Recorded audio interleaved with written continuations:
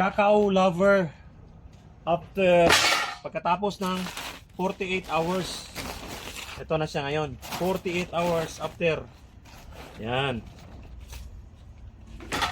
Ayan na po siya. Titingnan natin kung nagkalintura na ba siya. Ayan. So, sa amoy pa lang, mga cacao lover, malalaman mo na talaga na uminit siya. Ayan, oh. Magkukulay ito. Ayan na, mga cacao lover, oh. Mainit na, mainit na. Saka yung kulay niya, mga cacao lover, brown na siya. Tapos kung titingnan natin, wala tayong gloves, may thermometer po tayo. Kuhanan natin ang temperature ito. Tusok natin. Yan, oh, napakainit po. Mainit po. Mainit pa sa ano, tao yata. Hindi ko lang sure. Wala kasi akong temperature eh. I mean, wala akong thermometer. Kaya malalaman mo talaga, mga cacao lover, oh, na nag-react na siya. Kasi magiging brown na yung beans natin, oh. So, iisa lang po yung box ko. Iisa lang po yung box ko. Ang tanong, paano ako mag-ferment ng isang box? Ililipat ko muna to dito sa malinis. Kasi ano siya ngayon eh, aerobial activity. Ibig sabihin, pwede siyang hanginan. So, ililipat ko muna sa malinis. At least, meron ako mga 5 minutes, 3 minutes to 5 minutes na activity. Ililipat ko siya dito, tapos linisan ko lang siya konti para matanggal yung mga dumi niya.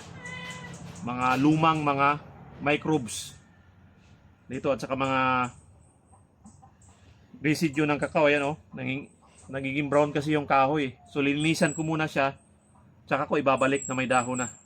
Halika, tingnan natin.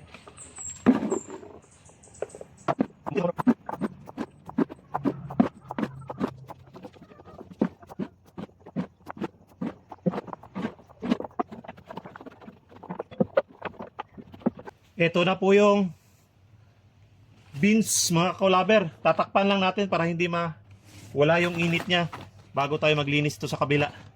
Takpan natin ang saging. Takpan natin ang saging. Tayo sa kabila. Tapos ito, linisan natin to.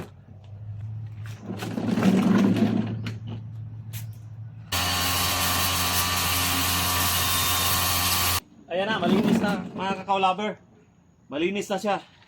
Bakit natin nilinisan bago ibalik siya dito? Kasi nag-iisa lang yung ating box.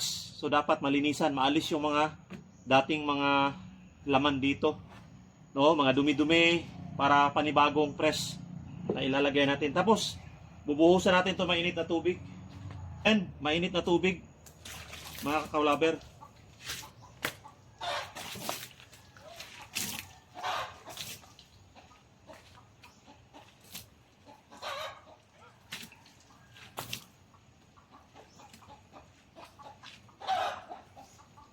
Yan na.